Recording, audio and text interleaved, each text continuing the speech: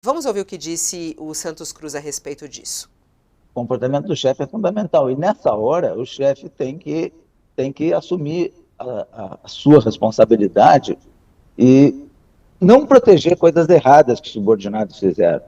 Mas ele tem que assumir a parcela dele, que é extremamente importante, porque ela tem consequências muito fortes em toda a escala hierárquica.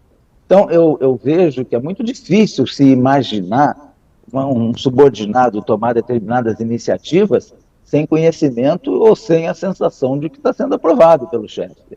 Não, um major, um civil mesmo, DAS, um tenente-coronel, certo? Ele não tem essa. Eu acho que ele não sente essa liberdade para tomar certas medidas como a gente está assistindo. Aliás, ele seguiu adiante e disse que Cid pode ter perdido a noção de limite ao fazer isso. E disse ele, não tem justificativa para cumprir uma ordem ilegal. Se o fez, a responsabilidade é individual. Nunca nenhuma instituição ensinou que era para cumprir ordens ou fazer coisas ilegais, só porque é justamente da disciplina militar. E disse mais, nessa hora o que vale é a verdade, não é a obediência nessa linha, né? E é a justiça, e agora está nas mãos da justiça. O general também disse que alguns militares foram envolvidos por um feitiço político que deformou a nossa sociedade. E aí, um desses enfeitiçados, Mauro Cid. Como é que você vê, Otales, essa possibilidade de Mauro Cid entregar Bolsonaro? Eu acho que, pelo que o general Santos Cruz disse, tem um ponto aí que é chave para entender os militares. O meu avô era um almirante, e é uma coisa que eu via no comportamento dele, essas coisas, é que o militar mentir é complicado. Para o militar mentir é muito complicado. Ele perde a credibilidade da tropa, das pessoas que convivem com ele. É complicado. Então, o Mauro Cid, ele não vai, na cabeça dele, ele não vai delatar o Bolsonaro. Não é delação, que é outra coisa que é complicada também no meio militar. É você ser um alcaguete, você caguetar, como fala na linguagem popular. Isso para o militar é muito feio. E ele não, eu creio que o Mauro Cid não pensa em fazer delação. O que ele pensa, o que o advogado dele, pelo jeito, com essas idas e vindas, essa jogada toda, utilizando a imprensa, a linha que eu vejo do que o advogado está dizendo é o seguinte: diga a verdade.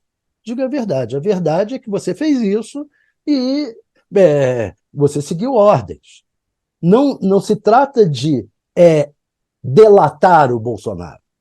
Ele não vai estar dizendo, o Bolsonaro é o responsável, em troca disso eu quero minha liberdade. Não. Ele não é uma delação premiada. É a tentativa de fazê-lo dizer a verdade. E talvez, dizendo a verdade, ele consiga algum entendimento da justiça que minimize a sua situação. Eu acho que é por aí que a defesa dele está trabalhando em cima do raciocínio dos militares. Interessante. E você, Madalena, como é que você vê essa postura, né, de Mauro Cid? O que é possível esperar da atitude dele? Como você vê aí o Santos Cruz dizendo, ele não tomou essa atitude sozinho, quer dizer, ele recebeu ordens para fazer isso e ele precisa agora falar, né? Tem uma questão que o Santos Cruz falou que é muito importante. Ele recebeu ordens para fazer. E ele não pode cumprir ordem ilegal.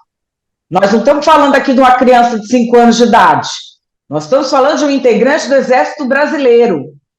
Ele não é uma criança que ele recebe uma ordem, mandou, vou fazer que eu estou com medo. Ele também é culpado. E o que o advogado dele está sendo muito hábil em fazer, o advogado dele, Dr. César Bittencourt, já está concorrendo a Forrest Gump brasileiro, né? Cada vez que a gente vê o Dr. César, ele tem uma nova história. Estou até querendo escrever um livro com ele de contos, Mas, enfim, o que ele está fazendo com muita habilidade, é supervalorizar a informação do cliente dele. Ele está sendo muito hábil, porque se ele supervaloriza isso, na opinião pública hoje, a gente já tem esse imaginário, né? Nossa, o Mauro Cid sabe muita coisa, o Mauro Cid vai falar. Pode ser que com essa quebra de sigilo toda, dane-se o que falar Mauro Cid, já está condenado. Com essa quebra de sigilo toda, pode ser que o depoimento dele, é óbvio que ele vai ser ouvido por questões do devido processo legal, mas pode ser que o depoimento dele não seja nem necessário para condenar as pessoas.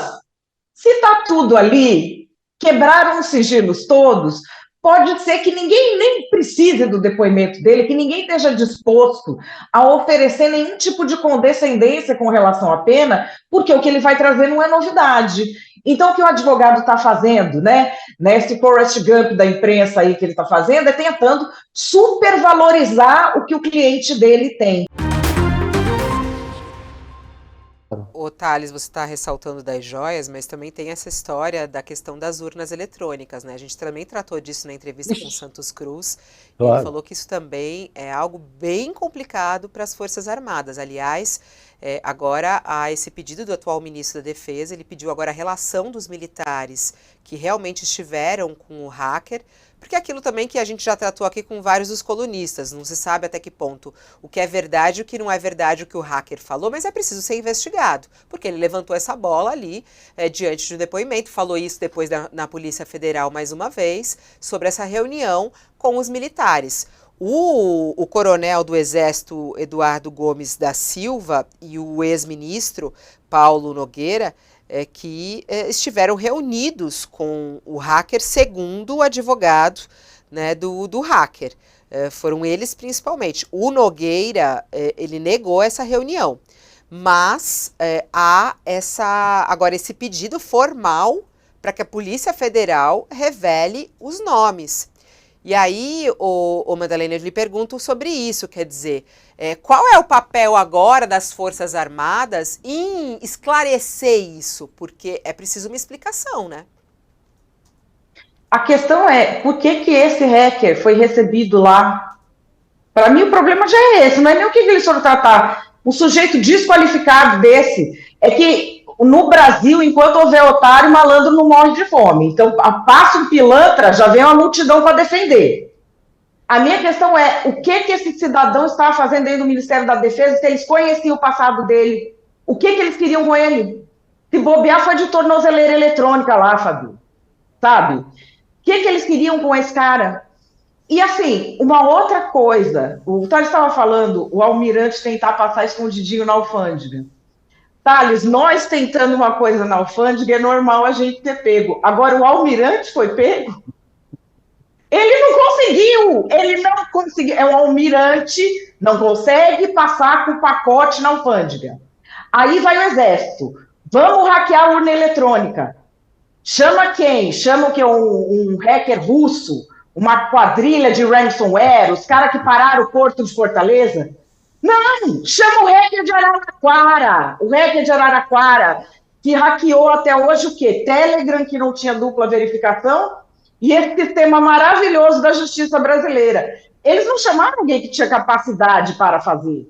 Chamaram alguém que tinha um passado duvidoso. E as Forças Armadas não têm que se meter nesse tipo de coisa. Quem participou vai ter que dizer por que participou. E assim, Fabiola, acho que aqui não interessa nem qual foi o teor da reunião. É claro que tem que ser investigado. Mas a questão é, por que recebeu? Por que recebeu? Não tem justificativa para um ministro da Defesa receber esse cidadão. Não tem. Aí vai falar, não, foi a Carla Zambelli que pediu. Não, foi o presidente que pediu. Olha, tem 1000 desculpas para o cara dar para não se meter numa roubada dessa. Vamos dizer que ele não queira dizer não para o Bolsonaro. Todo mundo passa mal, todo mundo tem diarreia, todo mundo tem uma viagem de emergência, uma avó que morre, não sei o quê. Ele podia ter se livrado dessa reunião com muita facilidade. Ele não se livrou por quê? Porque não quis. Topou isso. E ele vai ter de explicar por que topou isso. E isso é algo que envergonha toda a estrutura militar. Porque os que estão lá trabalhando direito todo dia, a gente nem sabe qual é o trabalho que eles fazem direito, né? Mas quando vem um fazer uma palhaçada dessa, aí todo mundo fica sabendo. Aliás, ainda com o conteúdo do depoimento do hacker, veio mais um pedido da relatora da CPI, a senadora Elisiane Gama, de quebrar o sigilo bancário do Valdemar Costa Neto do PL. Esse é o telefônico, na verdade, né? Não é o bancário, perdão, confundi aqui. É o sigilo. Imagina, Fabiola, fecha a República se faz isso, dependendo da data. Pelo amor de Deus, não vai sobrar ninguém.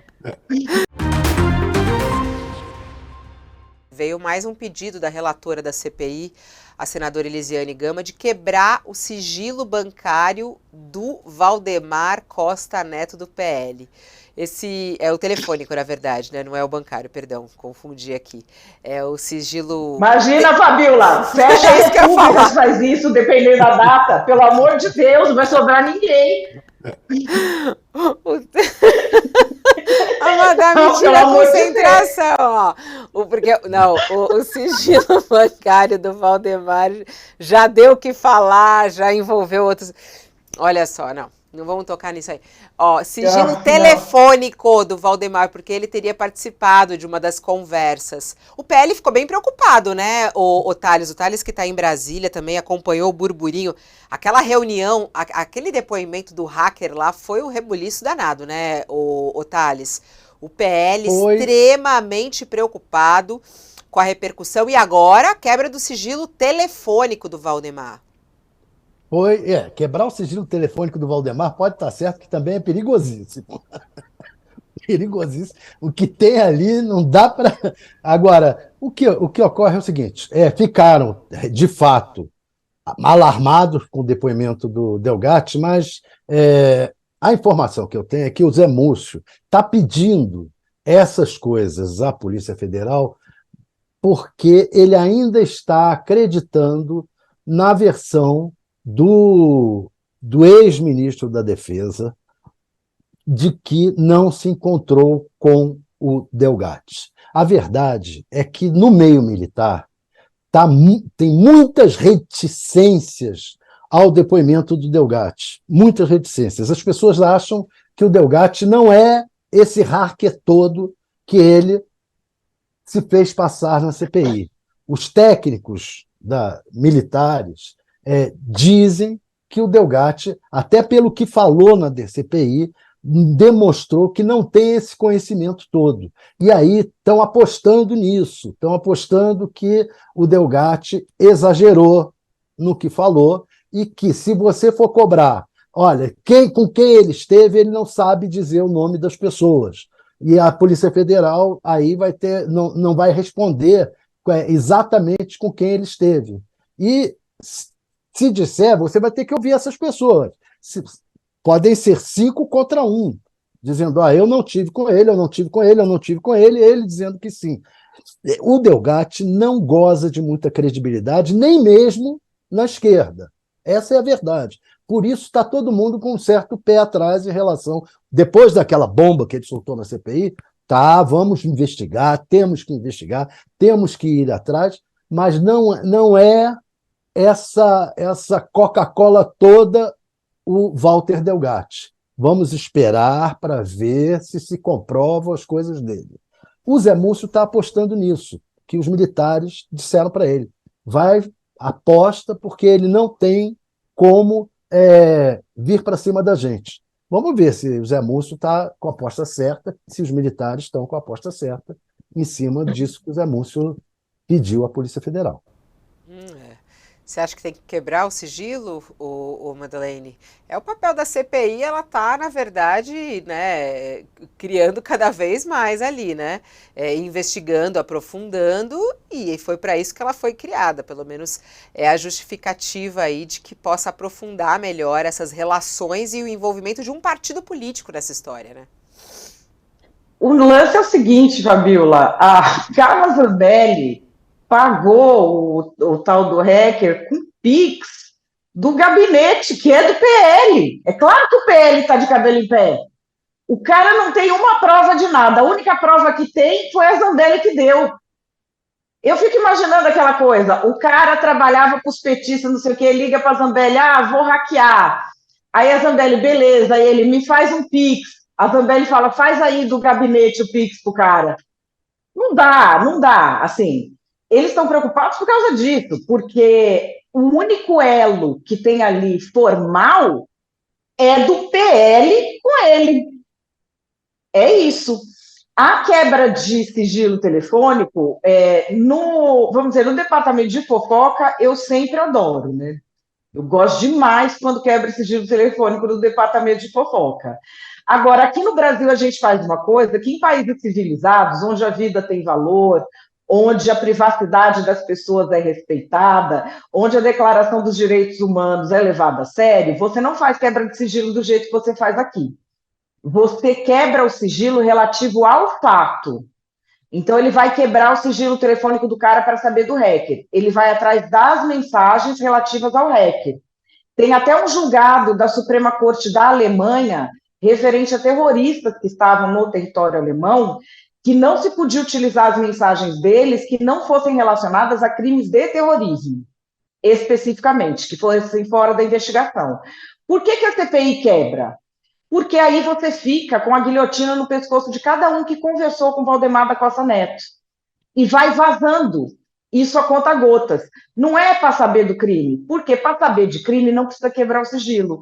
Para que é? Imagina o que é o zap de Valdemar Costa Neto. Quanta gente que você acaba com a vida da pessoa ali.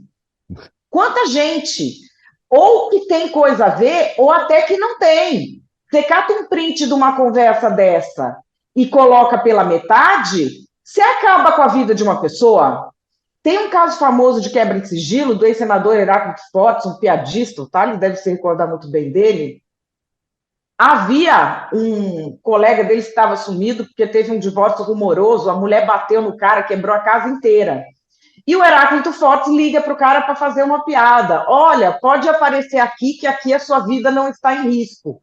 O cara apareceu na imprensa depois desse trecho para a gente, como se ele tivesse parte de uma investigação lá que ameaçava o cara. E era uma piada. Isso demorou meses para ser desfeito.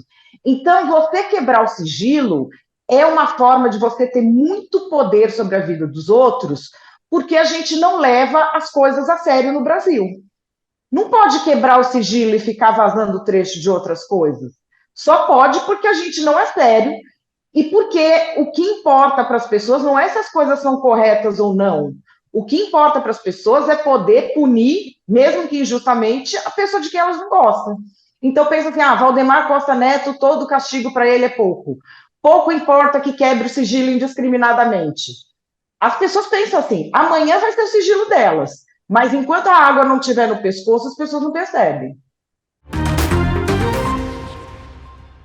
Falando sobre a imagem dos militares, saiu uma pesquisa interessante, Genial Quest, falando sobre a confiança dos militares, na verdade das forças militares, né, e nas forças armadas, e a confiança nas forças armadas caiu de forma expressiva. A gente está vendo aí, esse é o quadro de várias instituições, a gente vê na pontinha ali, você vê o gráfico azul das forças militares e a confiança. E olha só como caiu, esse levantamento mostra que caiu de 43% para 23%, a gente está para 33% ali, 43% para 33%, quem confia muito nas forças militares.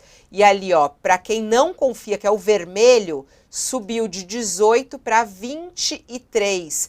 Esse foi o grande destaque nessa pesquisa. Você vê que as outras instituições seguem mais ou menos o mesmo, não mudou muito o gráfico, né? Mas das forças militares, sim. Isso daí mostra, né, Thales, que realmente manchou a imagem das Forças Armadas. E aí não está só o caso das joias, né?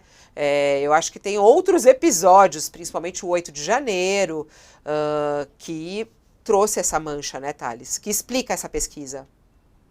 Exatamente. O Sakamoto chamou atenção também para um detalhe interessante nessa pesquisa, que os bolsonaristas, o Bolsonaro caiu muito, a confiança nos militares caiu muito entre os bolsonaristas, porque também, por outro lado, os bolsonaristas esperavam que os militares dessem o golpe. E como não deram o golpe, ele caiu muito a imagem dos militares junto aos bolsonaristas.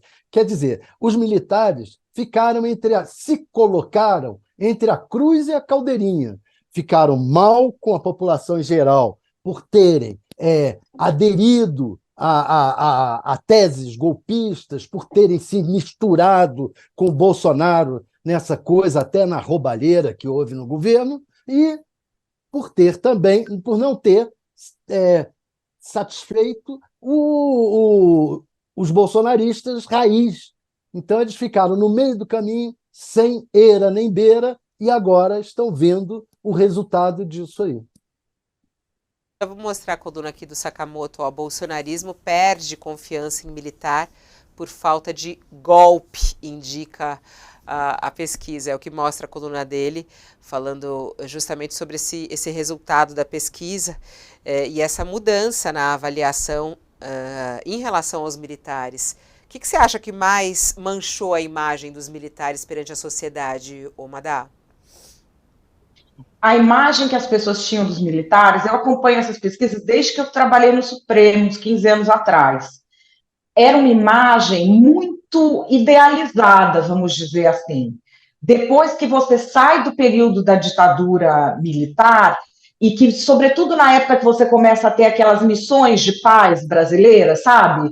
No Haiti e tudo, as pessoas passam a pensar no militar como alguém sério, alguém organizado, alguém honesto, alguém que respeita as instituições, e não há uma interferência do militar em algo que a população sempre rechaça, que é a chinelagem política. Eles ficavam muito longe de tudo que tinha a ver com esse debate político mais caloroso. Eles ficaram mesmo numa função de Estado. E aí você tem experiências boas das escolas militares, você tem você tem experiências que a população vê que são legais dos militares, tem toda aquela coisa da organização, do uniforme, da disciplina, que num país em que a gente tem tantos problemas de criminalidade, de famílias destruídas, as pessoas idealizam. Então, eles estavam ali. O que acontece nesse momento é que essa imagem quebrou, feito um vaso de porcelana, Fabinho. Quebrou, é um cristal que rachou.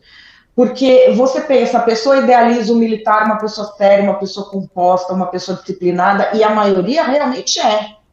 Aí vê lá a foto do pai do Mauro Cid no reflexo da joia. Sabe essa coisa da chinelagem, a foto da casa de penhor, de 5ª categoria nos Estados Unidos, metido em vender coisa, sair com dinheiro vivo para cá e para lá. Isso, em geral, não creio nem que isso tenha cor partidária. É aquela coisa que te dá uma desilusão. Sabe aquela coisa, uma pessoa que você conhece, que é séria, que você admira, aí você descobre que a pessoa faz umas coisas de 5ª categoria, desonestas, que você não, sabe, que você não aprovaria. Então, assim, já tira aquela ilusão. E aí você tem, na divisão ideológica, acho que nem tanto divisão ideológica, mas por um lado, as pessoas que acreditam que as forças militares, as forças armadas, tinham se tornado instituições de Estado, veem que mesmo na cúpula tem gente que entretém a fantasia de um golpe militar. E mais que isso, entretém a fantasia e não é capaz de fazer. Porque, assim, essa ideia deles, pelo amor de Deus, tomara que ninguém resolva abrir guerra contra a gente. Porque se tiver uma guerra, essa turma não dá conta de 15 minutos. Primeiro, essa ideia de golpe de Estado e fim de governo. Eu nunca vi isso. Golpe de Estado você dá quando você está bem, não quando você está mal.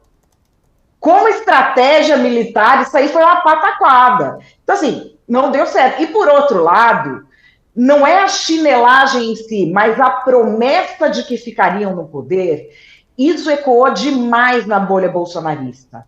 Essa promessa, segurem aí. Você pensa a pessoa que estava lá no quartel fazendo xixi em banheiro químico um mês, ouvindo mais 72 horas, mais 72 horas, mais 72 horas. Chega lá o exército, prende eles todos. Esse pessoal está com ódio das Forças Armadas. Então, assim, esse envolvimento das Forças Armadas com a política e esse envolvimento dessa forma tão rasteira, eu acho que baleou uma imagem que as Forças Armadas tinham demorado para conseguir reconstruir depois da abertura democrática. E volta naquilo que eu falava, né? Fazer a mesma coisa esperando resultados diferentes. Eles foram se meter em política, caiu a imagem. Viraram instituição de Estado, a população passou a respeitar. O que eles resolveram fazer? Ah, vamos entrar em política de novo e ver se agora é diferente? Tá aí, não dá certo. Talvez eles façam isso mais 800 vezes, né? O Thales falou a questão dos bolsonaristas. A imagem é bem impressionante do gráfico, Thales. Eu até queria abrir aqui para mostrar para nossa audiência. Olha lá, você estava falando desse gráfico, né, o Thales? Esse aí são os eleitores de Bolsonaro no segundo turno das eleições. Quer dizer, qual é a confiança dos eleitores de Bolsonaro nas forças militares entre dezembro de 2022 e agosto de 2023? Olha, caiu de 61 para 40, aqueles que confiam muito nas forças militares e forças armadas. É impressionante, né, essa queda. O Bolsonaro acabou, digamos, os militares acabaram, digamos, traindo os bolsonaristas na cabeça deles. Fomos traídos pelos militares. Esperamos aqui na porta dos quartéis, fazendo xixi em banheiro químico, esperamos e eles não vieram. E mais, eles acenaram que iriam. O candidato a vice, o general lá ai, meu Deus, esqueci o nome do general. Candidato a vice do Bolsonaro, saiu no Palácio Alvorada, o Braga Neto, saiu no Palácio Alvorada para dizer: olha, vamos ter notícias em breve, continuem, não desistam. O tempo inteiro saíram dizendo para as pessoas que estavam acampadas não desistirem, porque alguma coisa ia acontecer. E não aconteceu nada. Não aconteceu nada. Então, esses bolsonaristas realmente estão se sentindo traídos pelos militares. O problema é que a instituição militar foi representada por esses golpistas e de caráter fraco que ficaram em torno do Bolsonaro no Palácio do Planalto e nos principais cargos, que se venderam, essa é a verdade, se venderam por um carguinho, como o Centrão. Se venderam por um carguinho e, por essa venda de um carguinho, mancharam a instituição, porque ficou eles representando o Exército, a Marinha, a Aeronáutica. Você veja o caso, eu falei aqui do meu avô, foi almirante, você vê um almirante como o ministro das Minas e Energia, ele ir lá carregar as joias para a primeira-dama, o Bento Albuquerque, carregar as joias para a primeira-dama e tentar passar na alfândega escondidinho. Uma vergonha, um almirante fazer um negócio desse. Eu não acredito nem que esse sujeito vá ficar calado. Qual